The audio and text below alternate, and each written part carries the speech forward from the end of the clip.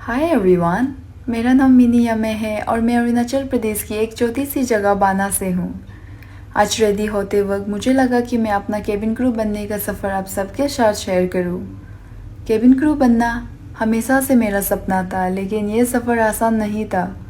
एक छोटी सी जगह से आने की वजह से एक्सपोजर कम थी और मुझ में कॉन्फिडेंस की भी कमी थी। लेकिन दुनिया घूमने का सपना और कुछ बनने की चाहत कभी छूटी नहीं। At the same time, I really wanted to be the support system of my family. सफ़र में कई मुश्किलें आई, कभी कभी खुद पर ही शक हुआ, लेकिन मैंने कभी गिव अप नहीं किया। मैंने खुद पर विश्वास रखा और इंटरव्यू की तैयारी में पूरी मेहनत की। इसीलिए सभी एस्पायरिंग केबिन क्रू से बस यही कहना चाहती हूँ, इतना जल्दी गिव अप मत करो। अगर आपका दिल में सच्ची चाहत हो तो कोई भी आपको रोक नहीं सकता।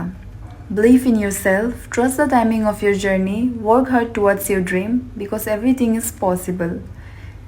See you in my next video. Bye bye.